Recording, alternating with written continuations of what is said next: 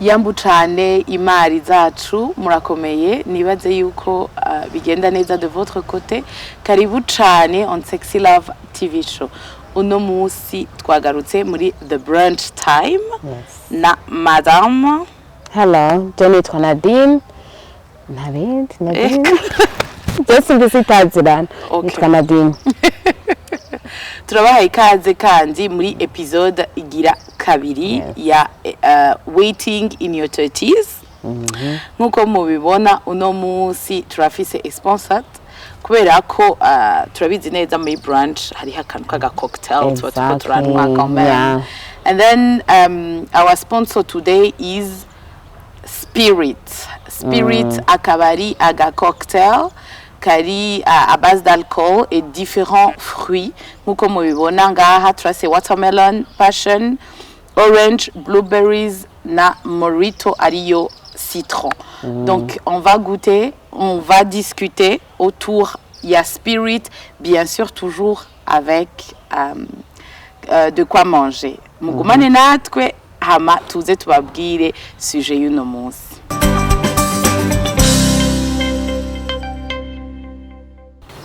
Lero mu gutangura umunateza kwihereza something Spirit ready to drink nkuko Sexy bivuze na ka cocktail, and since it's brunch most of the time has tomato sama cocktail ini watermelon flavor Sexy ofisi. Yes, don't say orange one. I say orange. Uko mubibona ikaskika buhoro ijya ndibaza niko bifise ice yarikanye gose and it's better ikanye. Ikanyishije gose murabona ko gasa neza. Wow. With that being said, cheers to today's madame.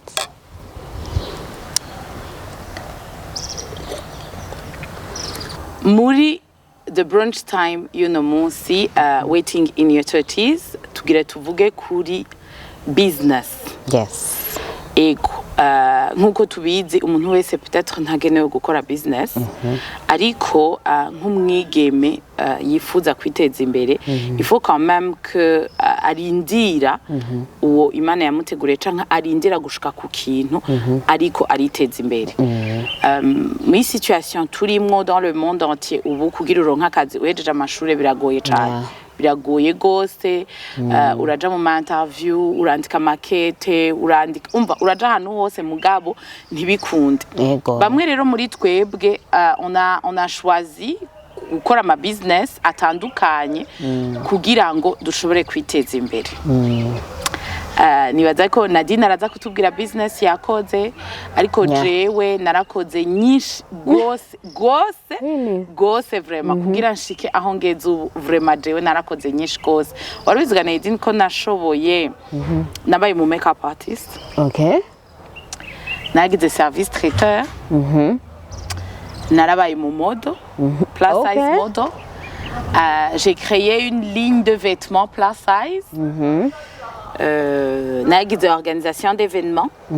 Ce que je fais toujours. Gushika ubu gabasha nibaza ko ari ico nabaye mu assistante. Wow. Novuga iki kindi gabasha ubu ubu ngira décor. Bien sûr, il y a la chaîne YouTube maintenant. Urumva yuko umuntu arirondera mu bintu byinshi cyane kugira shike aho yiyumva la place yumva yuko ari comfortable kuko jewe ndibaza yuko kugira wumve yuko ubuzima bwawe wumve yuko ufise wumve kuryohewe urakenera gukora akazi kakandi wumva ko mu gitondo uvyutse ufise enthusiasme. Yes. Uri passionate about ukumva yuko ubishaka. So à toi la parole now. Jewe okay, just no banagerageje ibintu byinshi nka wewe mugabo namansanga biri muri parenthèse ya media kenshi naragerageje printing y'ama t-shirts. Apana sije nagira printing nundi muntu muga nkavuga uteka nzana idea yo gushira ku ma t-shirt ama motivational words canke scripture canke nk'akajambo gaharawe ibintu vyuko. Naragize baking. naragize ngo nanje patisserie narayigize yeah naragize baking naragize ibintu vya YouTube cyane naragize ibintu vya YouTube cyane niho nace nigisha no kugira editing ibintu vyuko buke ndayigisha naragize photography mu kifaransa ni photography yego naragize niyo kwishuri yego naragize oh my goodness ubu niho nacenja muri cosmetic ibintu byo gukora amasabuni amavuta ibintu vyuko kuko aho hose naguma nzunguruka muga my passion was always kugira business nashaka kugira niyo kugira ikintu hinduye muri societe apana gufa gutangura business juste kubera yinjiza amafaranga ego ni vyiza yuko ukora business yinjiza amafaranga kuko urinvestisa muri business shaka yuko ayo mafaranga garuka mugabo nashaka gukora business siga impact ku bantu cyangwa umuntu ayiravye akavyigirako urumva ya form ya influence turashaka kwibaza tuti kubera gute ushobora kugira ama business menshi nka je uko ndakubwiye ko naciye muri vyose hanyuma gushikaho uvuga uti iki nico quand même ngumyemwo kugira ngo mbandanye donc il faut que ari umuntu yigeze kumbwira ngo gukora business il faut ko ukora ikintu naho wogikorera gratuitement ubandanye ugikora naho utazoba uri kurinjiza ubandanye ugikora the makeup part ntigeze vraiment yari vya bindi abandi bariko barabikora oya ahubwo nshaka amahera nivyo vyariko birinjiza amahera muri uwo mwanya kandi jewe nari déplace nta numwe ari bwatangure kwideplace wowe wapfa kumpamagara jewe vraiment nkaba ndahashitse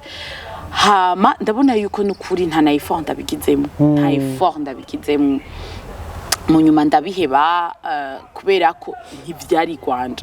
ariko organiser des événements quand même naho nabona umengo biriko biranslowinga down kubera kanshi abarundi bataratahura ibintu nukuri narabikunda kandi nabigumyemwo en fait nibaza ko ariho naciye ni orienta muri décor kuko navuga nti je vais faire de cette place canke ugo rubanza rw'uwo muntu ndaza kurugira quelque chose akunze nico gituma ntaguciriyemo business iyo ni hamwe ubaye at a service y'abandi bantu bikuryohera kubera iki uba ushaka kubona umunsi uheze ukabona uti ujya muntu namuryohereje umunsi aranyandikiye message ya yindi nukuri numva yuko umutima wanje uryohewe vraiment hamwe wumva yuko anakurunkiye na audio uri kurarira kubera umunezero donc il faut que novuga gute twisanta passionate about something ukumva yuko muri wewe naho batoguhemba naho atamahera wotahana ico kintu uragikoranya umutima hama bashi barashaka kwibaza ati none Nadine business en soi ni yahe uvuga uti ego urashaka kuvuga uti hari abantu bataba baritora igikindi passionate about igikinkunda ni yahe direction no fata ariko kugerageza urashaka kudehukirwa kugerageza ibintu byose nka jewe kandi it's perfectly normal uri obligé kugerageza everything nka jewe okay ku muntu rero adashaka kugerageza everything wewe kuri wewe ni hehe yohera cyane uvuga yuko okay uku nukuri kubabaje mugabo nushaka kuvuga yuko ushaka kugira business utabanje kugerageza kenshi siko wowe uri kuribesha par exemple gatutange akarorero kari muri vie normale nyene umwana avutse nashoka ngana nka twebwe nashoka natambuka voilà hari amapa atangurira ko kuva kiri umwana akagenda uko gushika na hakura niko bimeze no muri business uravyo n'ubu wewe business ukora urayimenyere mugari ibintu bishasha ucika bien sûr ndacana baza voilà rero iyo kwishira muri position kuvuga uti sinshaka kugerageza ibyo bintu bishasha ngo kubera ntashaka kwipointa ngaha nana kimuca wiga urumva nico gituma ikintu wavuze kiri très important uri passionate yico kintu uragerageza ibintu byose kugira ushike kuri ico kintu siko warabonye yuko nubwo wakora makeup ukakora ibuka hari ukuntu byari centered around event planning urabyumva kuko abo bantu wasiga baba bagiye muri event siko abo bantu wa catering for bagiye mu event urabyumva rero ni kwa jene uvuga uti avant yuko ubyinayinga yuko uvuga uti nushaka kuba hano ngaha banza urabe icyo uri passionate about trying Hamadel aussi moi je trouve que ni turi obligé y'ukugaya donc kugaya kazi kubera ko aussi on a besoin y'uwo mutahe wo gutangwa c'est vrai ndababwira ikintu kimwe biragoye singira ndababesha biragoye mugabo dutegereza kwiniga kugira ngo ushike kucushaka ego je namandiko ndabwira abantu wowe urashaka kuvuga yuko bigoye gutangura business canke utaronka amahera y'iki canke y'iki ariko nta mahera y'amamega wigera ubura le téléphone ufise it's over millions iyo téléphone none kumarike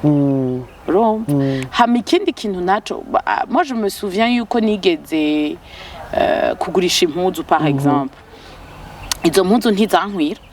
donc wasanga nagiye kugura impuzu ntinkwire nkavuga ati okay none bigire bigende gute et puis je prenais mon téléphone nkaca mfotora naragurishije n'amasous-vêtements et puis abantu bien sûr les commentaires étaient none ivyo bintu vyawe umengo ni muri payuro umengo ni mwiyarara gutushaka kubigira advertising gutyo ariko moi j'ai jamais eu honte y'ukubandanya kuko jewe narinze objectif aho nshaka gushika urumva ngitangura décor également nukuri uravye amafoto yanje yava ukaraba n'ibintu ndiko ndakora ubu c'est totalement différent parce que umuntu wese ategeza ku improving utegeza kumenya utegeza ku learning every single day rero namanibaza nti okay uwo aza kumbwira yuko vyamunaniye vyankiyehe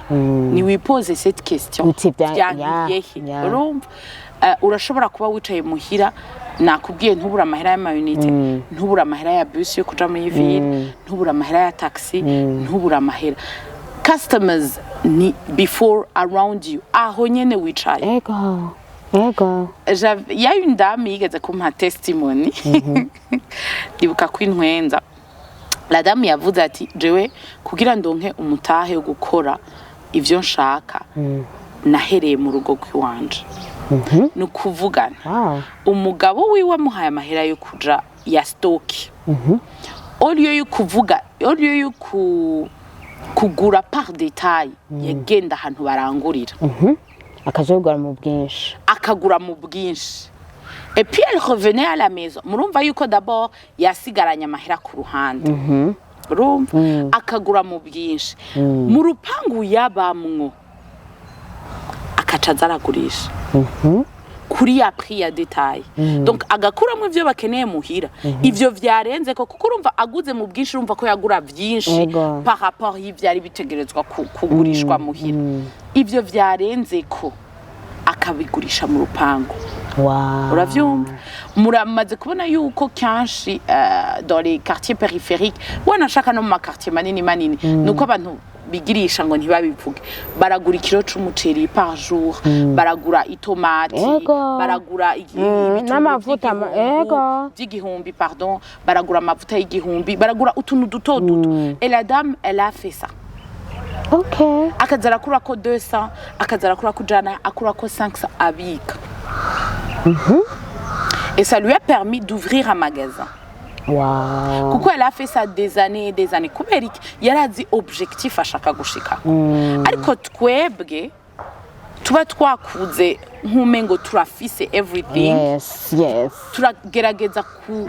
kudenigra canke gusuzugura canke kugaya ivyo bintu bito urumva jewe namandiko ndavuga nti oya apana kudenika akazi n'akazi uko biri kose je no wambwira ngo nkorope hajya no hakubura parce que je sais très bien yuko ayo mahera araza kugira icamari araza kugira ahantu angejeje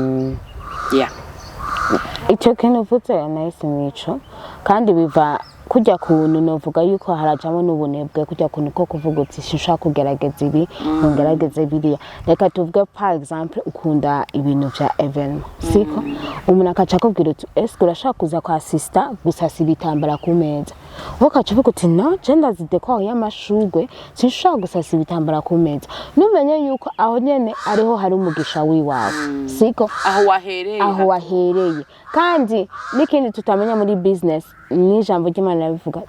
Imana nishaka kugutrustinga with a lot mugida shaka kugutrustinga na bike siko bike ni zijya humble beginnings rero nibijya wovuga uti ndagaye ngo sinshaka gukora ngo sinshaka kugira iki nibijya rero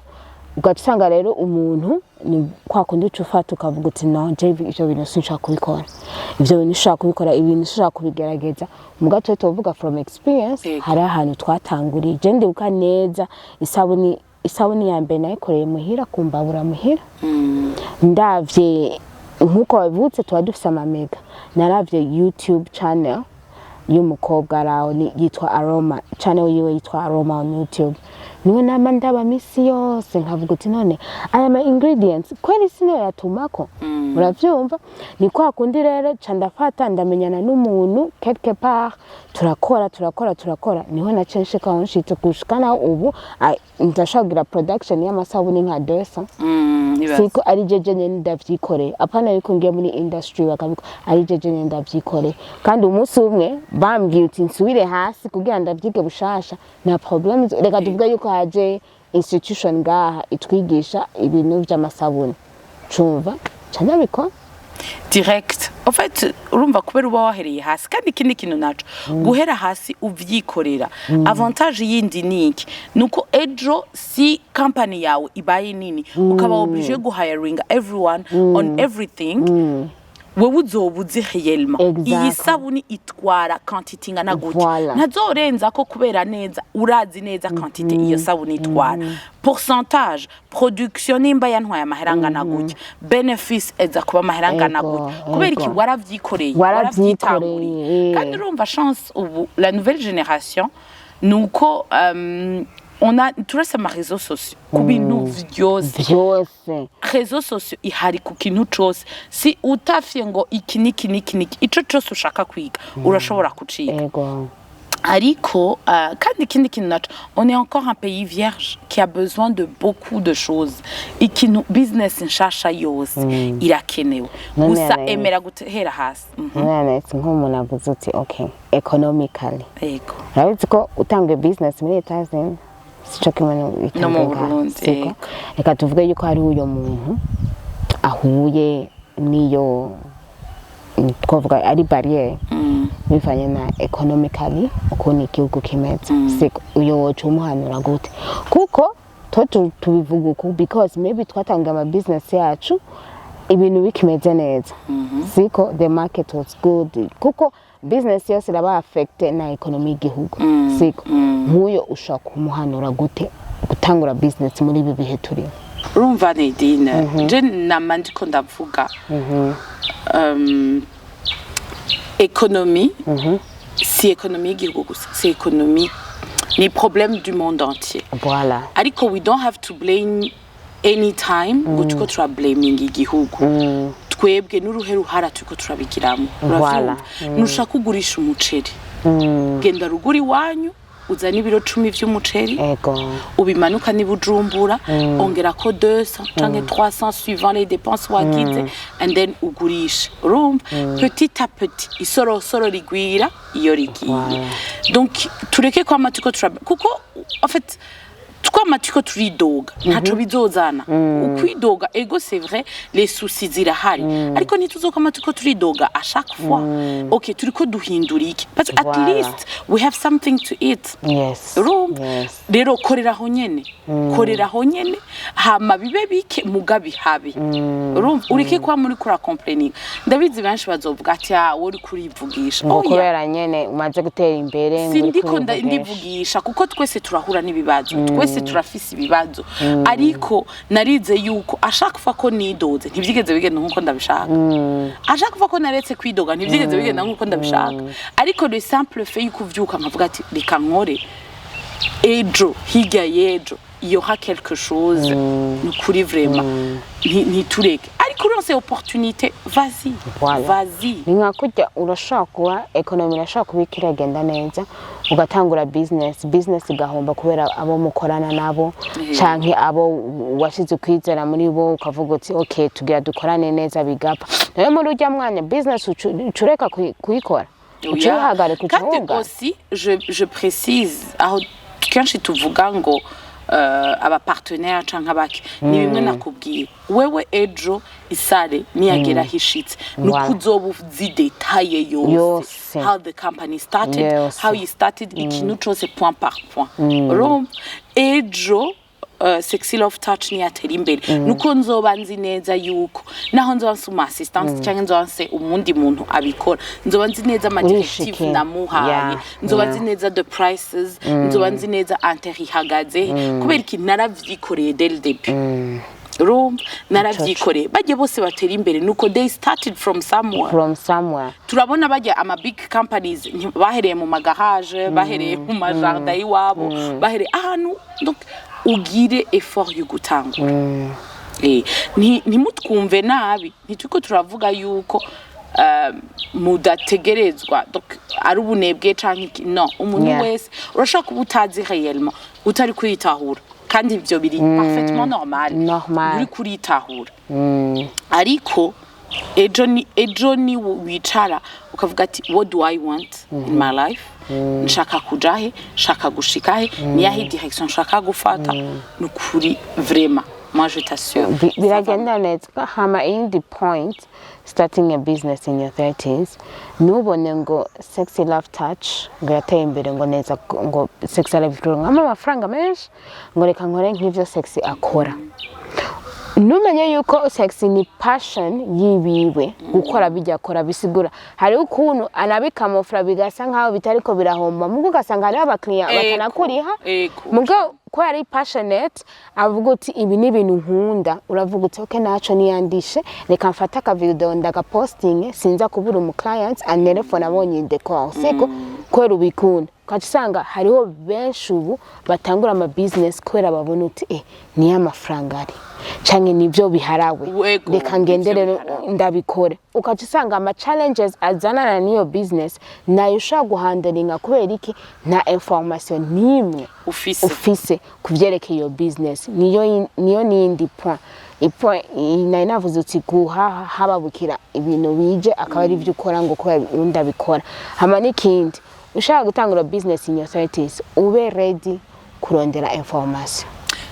That's the point. Nico nagomashikeko. Nubone gusa kaga publicity ka 2 secondes kabareka tuvuge nk'i spirit tugize ngaho ukabona uti oh my gosh baravanze cocktail harimo health harimo information za santé zagiyemo hariho ama logistique information za logistique zagiyemo hariho information za marketing zagiyemo hariho information nyinshi même na information politique ko bateza kuvyandikisha muri leta bakagira ukuna kuriya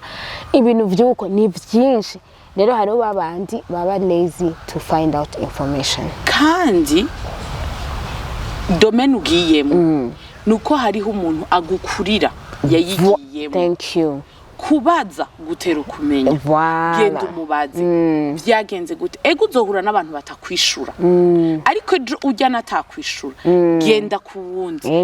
kuwundi gushika uzoshikire wa wundi azokwicishura akaguha na direction wo bifata gute wo bigenza gute niya nukuri jewe abantu baje baravuga ngo jewe ndabaza kandi rumva kubera ko kubaza ni kubaza ni kubera fair you go failing j'ai peur kandi utegeza kugira ubwoba bwo gufailinga kuko uravuga n'ubuzima bwawe bwose que tu mets en jeu urumva c'est toute ta vie que tu mets en jeu rero kumeta en jeu ta vie ta santé umva énergie zawe zose ukazisha mu kintu kimwe utazi neza comment ça va aboutir kandi nikibuze ko tu peux faire des erreurs nikibuze ko ushobora guhomba nikibuze yuko bishobora kwankara la première année bigakunda la deuxième canke la troisième je nababwiye ayo ivyo bintu vyose nakoze ça fait 10 ans ça fait plus de 10 ans ariko gushika ubu sindagera aho nshaka ariko hari ibyakoretse kandi ibyakoretse nivyo vyinshi kandi ivyo nahigiye nivyo vyinshi gusumba ubu c'est pas parce que ntaragera aho nshaka ko mbona umengo I failed ahubwo vyanyigishije aho ari umuntu yavuze ngo erreur yose itaguhaye une leçon n'est pas une erreur. Voilà. Il faut que habamwo leçon. Ego. Cyane donc gutangura nkuko tuko turavuga waiting in your 30s uka mukurindira ugakora something ikintu kigupasiona nimba ari business nimba ari akazi ego twaharaniye business kuko twebwe nous deux turi muri business urumva kandi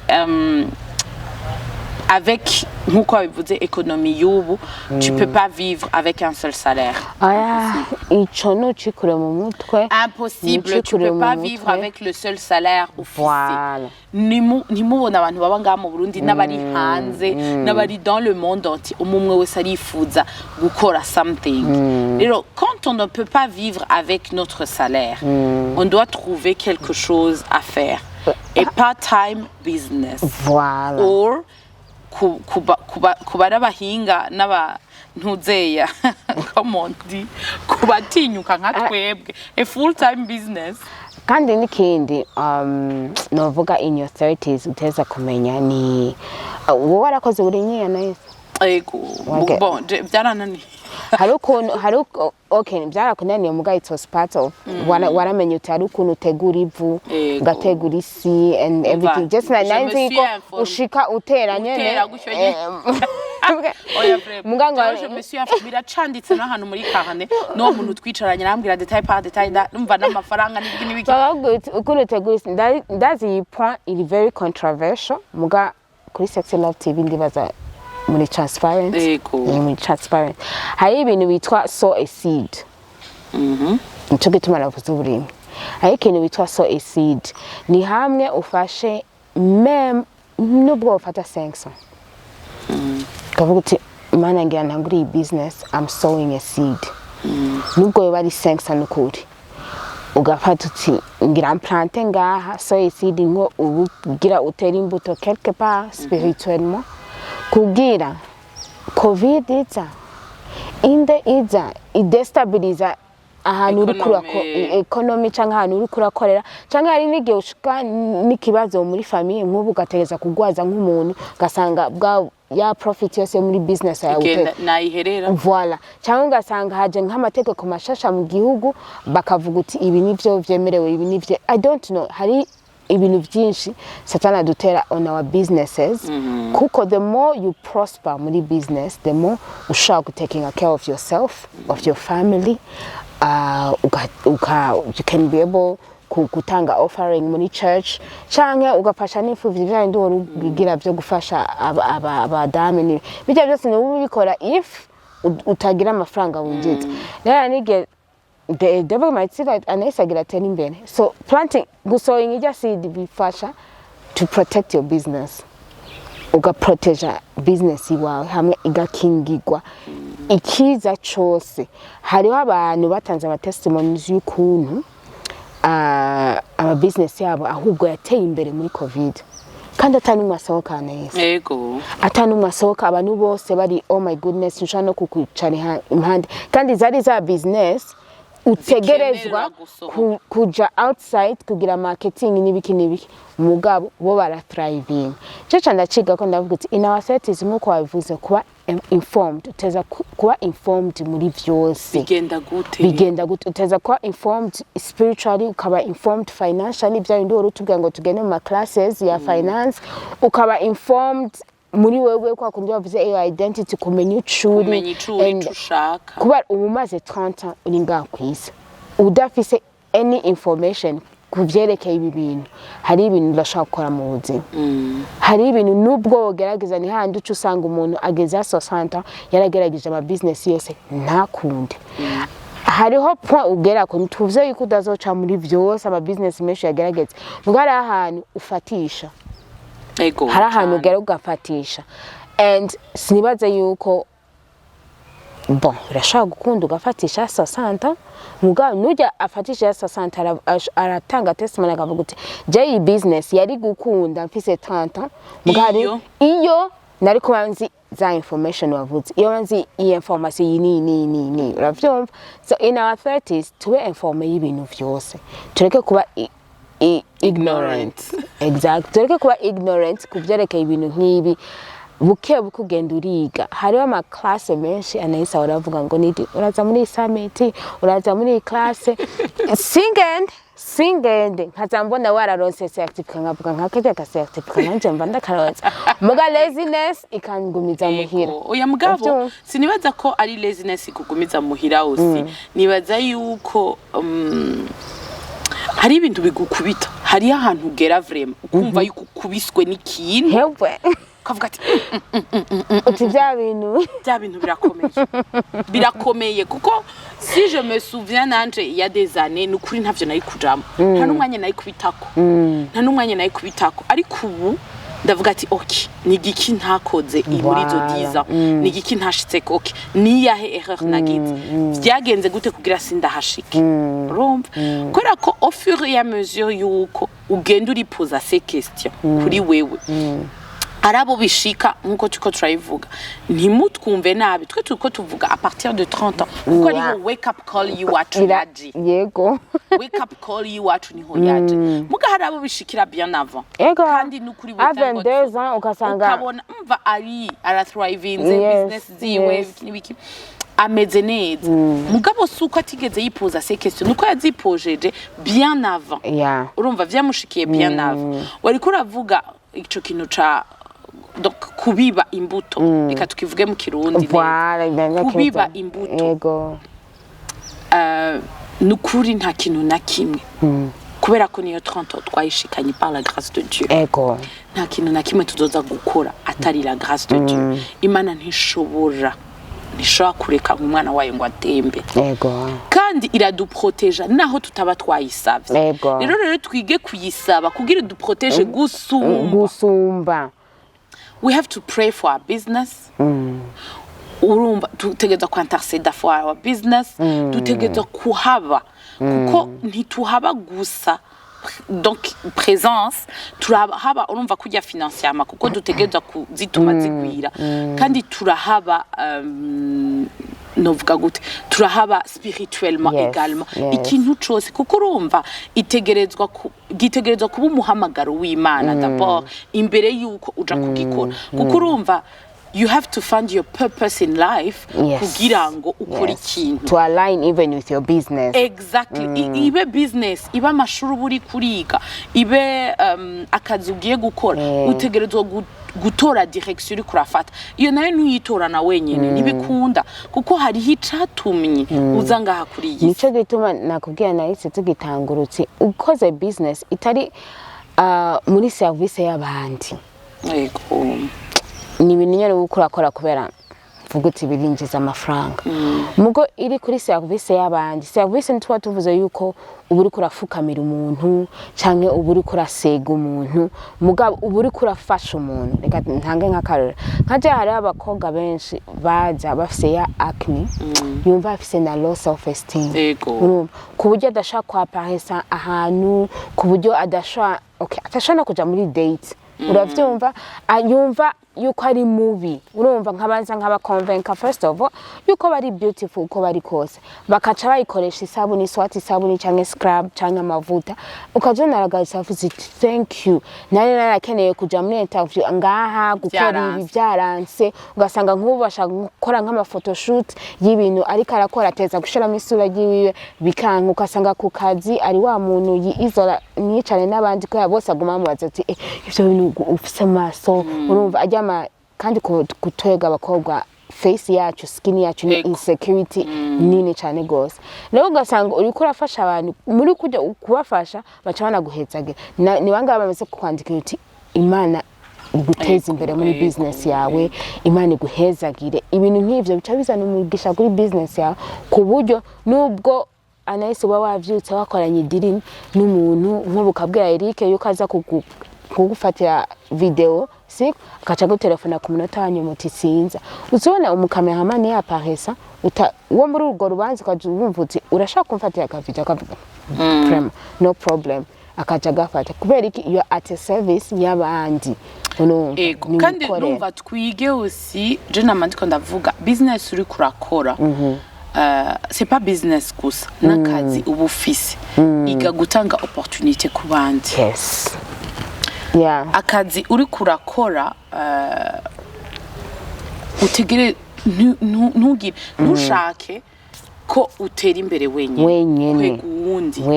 it can be your friend it can be a stranger it can be a family member ndabizi baratudeseva cyane gose kandi birasaba ukwihangana kugira ngo wihanganire uwo muntu aba yakudesevye ariko kwiga kumukwega kugira ngo ntazasigara inyuma ajane nawe ushobora kubona potentiel afise kubera ko au fur et à mesure y'ukugendana nawe canke kumumenya kumwumva ukamenya potentiel ukavuga ati kubera ko ayo ma business yose tuko turakaya twese ntitubizi vyose ndashaka kwanse lacune ari kandi nkakenera umuntu je n'aurais pas pu créer ntuze YouTube channel kuko jewe sinarinzi kamera ngo biza kugenda gute sinarinzi editing nedi narabizi je ntarivyo narinzi kuko deja no kwedita ma vlog bintera ubunebwe urumva ni kubera ko narinda bizi yuko hariho uwundi muntu iyo opportunité nshobora kuyiha urumva twigerero gukwega abandi muri ivyo turiko turakora kabe gato mbuga wige gukwega abandi ushobora kuba wuguruye akabutike gatoyi hashira umukozi canke ukavuga uti ruguru hari umutonto ashobora kumfurnisa igitoki urumva ashobora kumfurnisa ibirayi ashobora kumfurnisa umuceri hanaka hari iki iga kumenya guteza imbere abandi kuko c'est vrai even if abantu baba bariko baratudeseva on a besoin des autres pour évoluer nta muntu numwe yateye imbere kuko iyo ntaronka abo ba client nanje sino menyekana mu bandi wowe iyo utaronka abo baza kukugirira testimony kubera baje ukabafasha de acne zikagenda ntibohamagaye abandi twigerero guteza imbere abandi je anayesa ari umuntu yaje arambaza ukuntu nkora isabuni arambwira ati okay je nkora ibintu mafuta mu mishatsi est-ce que urashaka kunkora soap bar ija mu bashaka gukoresha mu mishatsi ahubwo ukoresheje amashampoo nawe uti nuko nta kibazo wabwira gusama ingredient ushaka abari muka mu nyuma ndavyimva namvutse okay je ndi muri cosmetic iby'imishatsi sinzo kwigana ndabijama siko kweke ntamwigisha ukuntu bakora isabuni uravyumva wewe akazoyigura abimenye atera imbere ajaye atera imbere je ico namubwiye ati ko ubona yiko James ibibazo by'umushatsi ahubwo no kubera brand ambassador kugira turabe kwikora kuko jewe ndi wa muntu mvuga uti nubwo yochika yose maze gukoresha product yawe nzoyikata hakuri yindi yego n'imishatsi mugabo wowe utera imbere and everything like that tuba turakoranye uko uravyumva nawe wundi hari abantu bacafata ngo yaha ngo aje kunyiba ngo arantwaye isoko ukacuraba business ngiyo business yo kugira amadecor it's big nk'abantu benshi irimo abantu benshi kandi nizoreka kwaguka iguma yaguka daily kuko hariho amadecor amashasha gumaza aba clients n'abantu turi benshi ni muri aba clients antuka every month abari umuntu ariko arakora n'ahatohaba ukamuronga every 2 months if dokura muronga voilà urumva sivya ndi uvuga uti ngo birahagaze ngo ntibinyene so ico kintu uvuze nico utera imbere uteze n'abandi twige guteza imbere ego bazotudeseva no kuri jewe vraiment ya beaucoup de jeunes babinsavye nkavuga ati kuri le peu que j'ai ego hari habaje ego hari abatagarutse kandi sindaba blaminga gusa biratuma je recule un peu kugira nakira uwundi kandi biratuma nshiraho amakrita menshi kugira nakira uwundi non pas parce que batabishaka muga peut-être que basanze iyo siyo wose umuhamagaro wabo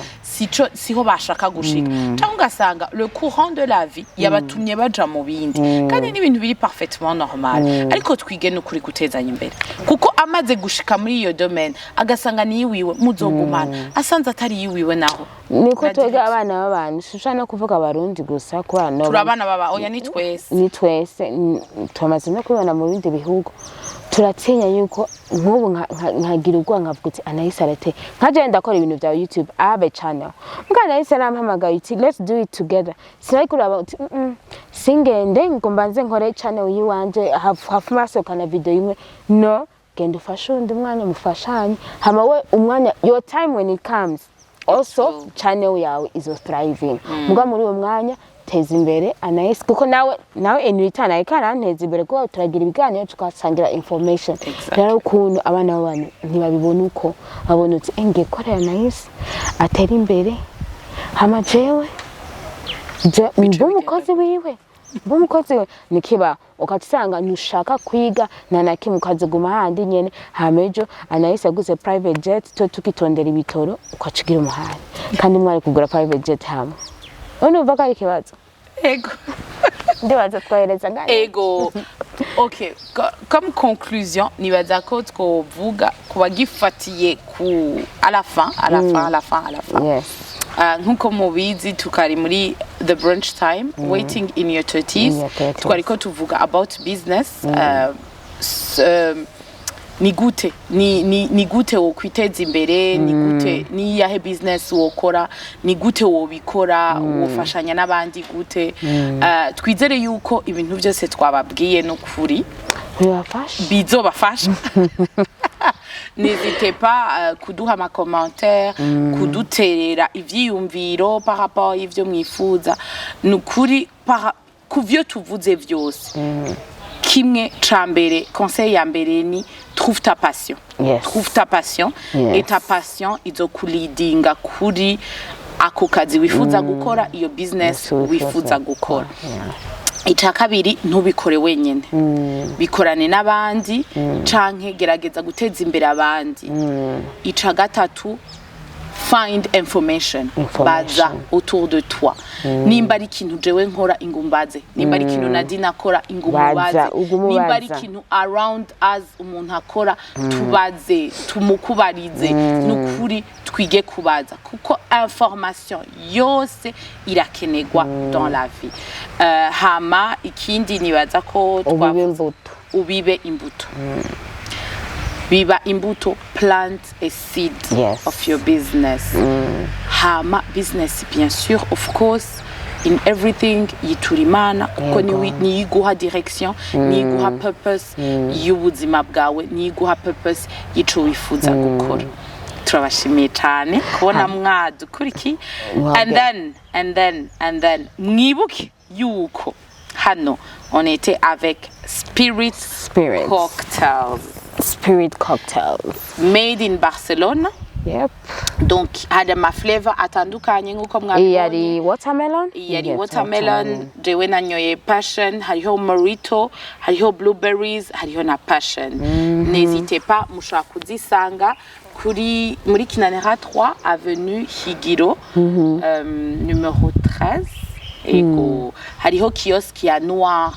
kuri yo pave muri Kinanera 3 kuri Villade également zirahagurishwa. Ndagushimire cyane Nadine. Ego on the next episode habane mugagerwa subscribe